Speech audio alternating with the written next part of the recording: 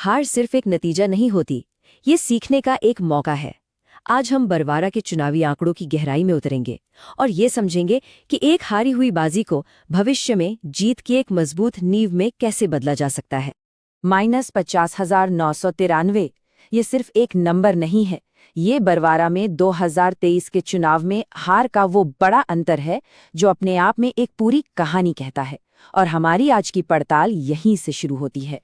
जरा इस बदलाव को देखिए। 2018 में 21,000 से ज्यादा वोटों से जीत और सिर्फ 5 साल बाद लगभग 51,000 वोटों से हार। ये कोई छोटा मोटा उतार चढ़ाव नहीं है, ये 72% का एक भूकंपीय बदलाव है। सवाल ये है कि ऐसा हुआ क्यों? तो इस पहेली को हम सुलझाएंगे कैसे? हम एक एक करके हर पहलू की जांच करेंगे। पहले हम सबूतों को देखेंगे, यानी उस जनादेश को जो हाथ से निकल गया। फिर हम जमीन पर उतरेंगे, बरवारा के लोगों को समझेंगे। इसके बाद आंकड़ों की फोरेंसिक जांच होगी और आखिर में एक ठोस प्लान बनेगा जो भविष्य का रास्ता दिखाएगा। तो पहला पड़ाव, एक खोया हुआ जनादेश। चलिए सबसे पहले उन आंकड़ों को देखते हैं जो इस पूरी कहानी की बुनियाद है। तो 2023 का चुनावी गणित क्या कहता है? देखिए, 2,29,000 से ज्यादा मतदाता थे और मतदान हुआ जबरदस्त, लगभग 86%। लेकिन वोट गए कहां? आईएनसी को मिले सिर्फ 31% वोट, जबकि बीजेपी को मिले लगभग 57%, मतलब 25% से भी ज्यादा का सीधा फर्क। ये एक बहुत बड़ी खाई है जिसे पाटने के लिए एक मजबूत पुल की जरूरत होगी। लेकिन आंकड़े कभी भी पूरी कहानी नहीं बताते। असली कहानी तो जमीन पर होती है, लोगों के बीच, उनकी जिंदगी में। तो चलिए अब बरवारा की आवाज सुनते हैं। ये है बरवारा, कटनी जिले का एक अहम हिस्सा, एक ऐसी जगह जिसकी धड़कन, जिसके दिल की आवाज यहाँ के आदिवासी समुदायों में बसती है। यहाँ की लगभग 34% आबादी इन्हीं समुदायों से आती है। यहाँ के सामाजिक समीकरण को समझना बहुत जरूरी है। कुल वोटरों में से 1/3 से ज्यादा अनुसूचित जनजाति के हैं, कोल, गोंड और बैगा समुदाय। ये बात बिल्कुल साफ है कि बरवारा का सियासी भविष्य वही तय करेगा जो इन समुदायों की उम्मीदों और जरूरतों को समझेगा और उन्हें पूरा करने का काम करेगा। तो यहाँ के लोगों की असल चिंताएं क्या हैं? जमीनी सर्वे बताते हैं टूटी फूटी सड़कें, नौजवानों के लिए काम की कमी, बिजली पानी की किल्लत और अच्छी स्वास्थ्य सेवाओं का अभाव। जब ये बुनियादी जरूरतें पूरी नहीं होती तो लोगों की नाराजगी वोट में बदल जाती है और यहीं पर हर नागरिक के सम्मान के साथ जीने का संवैधानिक मूल्य सामने आता है। जब लोग अपनी बात रखते हैं तो यह सिर्फ शिकायत नहीं बल्कि एक जिम्मेदार नागरिक संवाद का हिस्सा होता है। तीसरा हिस्सा, आंकड़ों की गहराई में उतरना। चलिए जरा इतिहास के पन्ने पलटते हैं और देखते हैं कि बरवारा का सियासी मिजाज कैसा रहा है।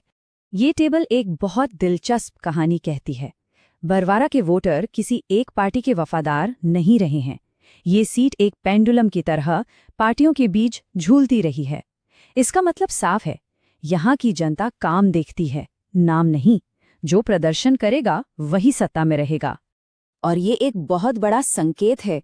2018 के मुकाबले 2023 में 11% से भी ज्यादा लोगों ने वोट डाला।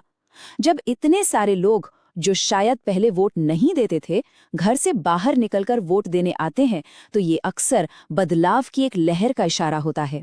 और इस बार ये लहर सत्ताधारी दल के खिलाफ गई। चौथा भाग, नतीजे का विश्लेषण। अब हम जरा और गहराई में उतरते हैं और देखते हैं कि इस हार के पीछे की असली प्रणालीगत वजह क्या थी। सबसे बड़ी कमजोरी, जमीन पर संगठन का लगभग गायब हो जाना। बूथ कमेटियां, जो किसी भी चुनाव की रीढ़ की हड्डी होती हैं, उन्हें दोबारा खड़ा करने की सख्त जरूरत है, क्योंकि बिना मजबूत जड़ों के कोई भी पेड़ तूफान में खड़ा नहीं रह सकता। दूसरा बड़ा मुद्दा था संसाधनों की कमी। एक तरफ पैसे की तंगी और दूसरी तरफ एक कमजोर डिजिटल टीम। आज के जमाने में चुनाव सिर्फ रैलियों में नहीं बल्कि हर एक मोबाइल फोन की स्क्रीन पर भी लड़ा जाता है और इस मोर्चे पर पार्टी काफी पिछड़ गई। अब बात करते हैं उम्मीदवार की, विजय राघवेंद्र सिंह। एक तरफ वो पूर्व विधायक हैं, उनका परिवार जाना माना है, लेकिन दूसरी तरफ उन पर एक बड़ी हार का बोझ है और वो अपने पारंपरिक वोटरों से आगे अपनी पहुंच नहीं बना पाए। ये एक ऐसा विरोधाभास है जिसे सुलझाना बहुत जरूरी है। पांचवां भाग, 90 दिन का खाका। देखिए, सिर्फ समस्याओं की बात करना काफी नहीं है। अब हम एक ठोस कदम दर कदम रणनीति पर बात करेंगे जो वापसी का रास्ता दिखा सकती है। इसे आप वापसी की सीढ़ी कह सकते हैं। 90 दिनों का एक एक्शन प्लान। पहले 30 दिन नींव गालने के लिए है, अगले 30 दिन लोगों को लामबंद करने के लिए, उन्हें जोड़ने के लिए, और आखिरी 30 दिन चुनावी जीत के लिए अंतिम जोर लगाने के लिए। उम्मीदवार को खुद क्या करना होगा? सबसे पहले विनम्रता दिखानी होगी। सार्वजनिक तौर पर यह मानना होगा कि हाँ, गलतियां हुईं। फिर बड़े वादों की जगह छोटे, जमीन पर दिखने वाले काम शुरू करने होंगे। और सबसे जरूरी, बंद कमरों से निकलकर दूर दराज के गांवों में लोगों के साथ वक्त बिताना होगा। और डिजिटल दुनिया में क्या करना है? व्हाट्सएप पर सही जानकारी फैलाएं ताकि अफवाहों को रोका जा सके। स्थानीय बोली में छोटी छोटी वीडियोस बनाएं जो लोगों के दिलों तक पहुंचे, और एक फैक्ट चेकिंग टीम बनाएं जो झूठ का पर्दाफाश करे। और ये सब करते हुए लोगों की निजी जानकारी का सम्मान करना बेहद जरूरी है। उनकी सहमति के बिना उनके डेटा का इस्तेमाल करना भारत के कानूनों के खिलाफ है और भरोसे को तोड़ता है। छठा और आखिरी भाग, राजनीति से परे एक उद्देश्य। क्योंकि चुनाव जीतना अंत नहीं है, बल्कि ये एक जिम्मेदारी की शुरुआत है। असली मकसद लोगों की सेवा करना है।